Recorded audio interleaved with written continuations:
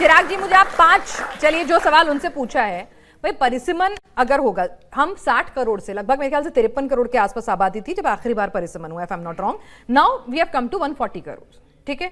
तो भाई वो जरूरत है जनता की, उनके रिप्रेजेंटेशन की, उनके रिप्रेजेंटेटिव्स की संख्या बढ़ाने की, और वो लाजमी सी जरूरत है। तो इसमें दिक्कत कहां और क्या है? पिनास जी, जब तक हम पहुंचेंगे उससे पहले ये जानना जरूरी नहीं है कि 2/3 कर रहे हैं, ये 2/3 होने कहां से वाला है। कहीं की ईट कहीं का रोड़ा, भानुमती ने कुंभा जोड़ा, वो तो पहले भी ट्राई कर चुके हैं। आज क्या ये हो रहा है कि चढ़ावे में जो चोरी हुई उसके पैसे से क्या अब एपीज खरीदे जाएंगे? T20 में जो चोरी हो रही है उससे 2/3 करेंगे? या जिन लोगों को मुंह भर भर के गालियां देते थे कि भ्रष्टाचारी है, प्रधानमंत्री जाके बोलते थे भ्रष्टाचारी है, गृह मंत्री जाके बोलते थे भ्रष्टाचारी है, उसके बाद क्या होता है? जैसे इनकी पार्टी में आते हैं सब धुल जाते हैं। तो आज में कर लेंगे वो। अरे देश हित में तो सब कर रहे हैं, सब देख रहा है देश क्या हो रहा है, देश ने तो सब देखा है क्या हो रहा है कि कैसे जब वेस्ट बंगाल का चुनाव था तो पेट्रोल का रेट नहीं बढ़ेगा, जैसे चुनाव खत्म हो गया क्रूड ऑयल नीचे आ गया, इनसे पैसे नहीं कम हो रहे। ये भी इसका भी जवाब देना चाहिए। चढ़ावा चोरी हुआ उससे जवाब मांगो तो इनके पास जवाब नहीं होता। E20 का पूछ लो तो इनके पास जवाब नहीं होता। नीट का पूछ लूंगा तो इनके पास जवाब नहीं होगा। इनसे पूछ लो कि नीट एग्जाम में जो पैसा लगा उसकी पैसे की भरपाई कौन करेगा?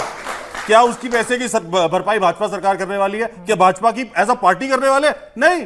बच्चों का भविष्य खराब हुआ, 14 बच्चे मर गए, उस पर कोई बात नहीं करेगा। एक 60 साल का व्यक्ति आज बैठा है जंतर मंतर में, उससे बात करने की इनकी हिम्मत नहीं है।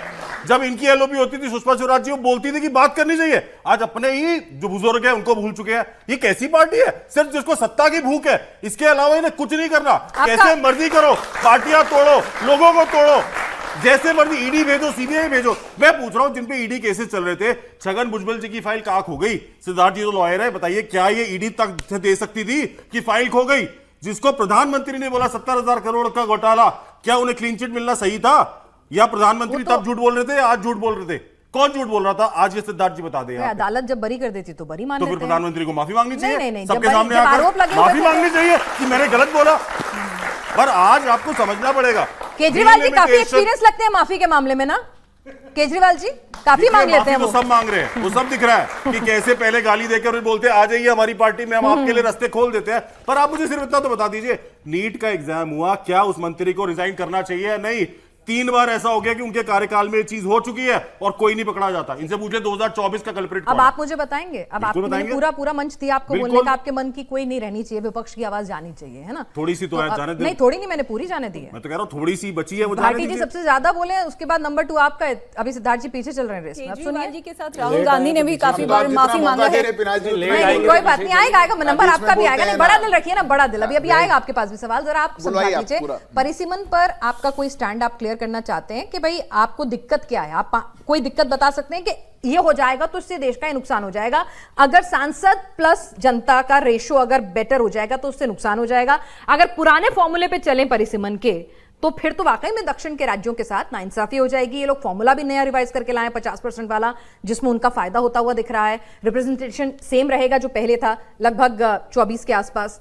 तो फिर दिक्कत कहां और क्यों है वो समझा दीजिए। पिनास जी, मैं कह रहा हूं जो भी ये लेकर आए थे लॉज, हमने तो पिछली बार बोला था जब फीमेल रिजर्वेशन की बात थी, हमने कहा था जो 543 है उस पर 50% दे दो ना। आपको क्यों सेंसस पे जाना है? आपको क्यों डिलिमिटेशन बना दीजिए?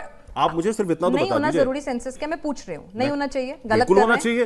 बट आज क्यों नहीं दे सकते हम रिजर्वेशन? आज क्या प्रॉब्लम है? क्या आपको नहीं चाहिए कि महिलाओं को हक मिले उनका? सर 1 मिनट, मैंने क्या महिलाओं को हक मिलना चाहिए कि नहीं? मिल जाएगा, लेकिन कैसे मिलेगा? जो आपने बिल पास किया था उसके अंदर क्लियर कट था ना कि भाई जब परिसीमन होगा तभी एग्जीक्यूट होगा। वही तो कह रहा हूं, क्या ये नहीं हो सकता था? नहीं बदला जा सकता था? क्या आज के समय में नहीं हो सकता था? मुझे परिसीमन पे बताइए ना। परिसीमन से पहले ही कह रहा हूं कि अगर 50% मैं अपनी बहनों को देना कि हमारी पार्टी तैयार है। मुद्दा क्या है? परिसीमन होना चाहिए नहीं? हाँ या ना? बिल्कुल होना चाहिए, पर उसकी वजह से जो लॉज है उसको डिले क्यों कर रहे हैं? जो आज मिल सकता है अभी परिसीमन 2024 से पहले भी हो सकता है। सदन में जब वोटिंग होगी तो मतलब आप साथ खड़ी रहेगी आपकी पार्टी? यानी कि पार्टी बची जितनी है उतनी, जिन्होंने फीमेल रिजर्वेशन बिल के खिलाफ वोट किया था, ऑलमोस्ट सबने इसके फेवर में वोट किया था। रिजर्वेशन पे वो पास हो गया सर, उसके एग्जीक्यूशन के लिए परिसीमन जरूरी है।